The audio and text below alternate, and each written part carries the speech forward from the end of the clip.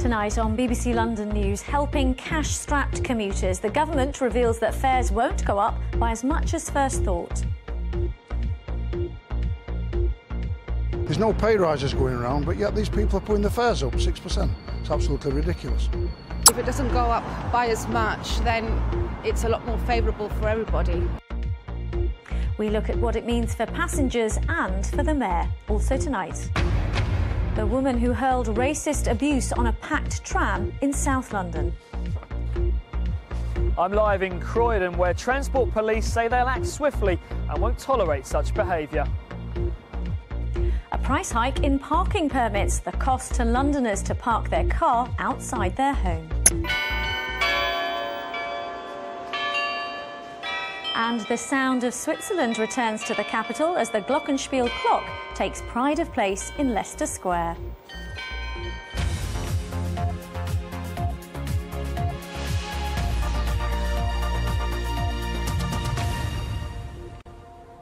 Good evening and welcome to the programme. The government handed a concession to commuters today after it was revealed that fares won't be going up by quite as much as first thought, but the savings will be pennies rather than pounds.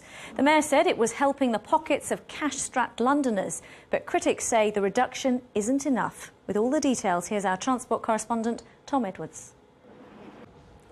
Plenty more tonight, including the multi-million-pound super library opening its doors to the public as others in the capital face closure.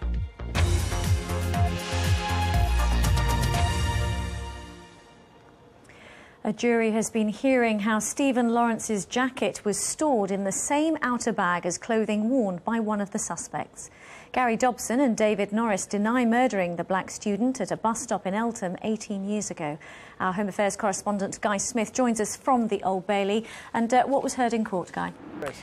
Mark, thank you. I'll just repeat the number there, 0800 40 50 40. Thank you very much. Stay with us, coming up before 7. The designers who live or die by the success of catwalk critics. We speak to Sir Paul Smith ahead of the British Fashion Awards.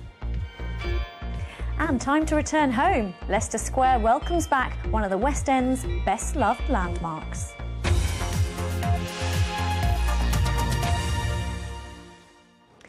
Next, news that the Olympic Borough of Newham is tonight asking councillors to approve £40 million of taxpayers' money being used to rebuild the 2012 stadium and create a legacy after the Games.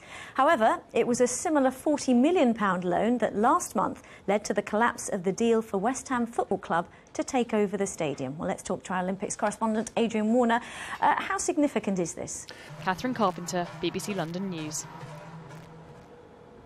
OK, let's get a check on the weather now with Wendy. And hello there, how's this week looking, Wendy? Thanks very much, Wendy.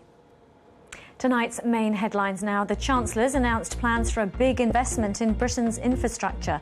George Osborne says up to £30 billion could be spent on roads and railways. Most of the money will have to come from the private sector.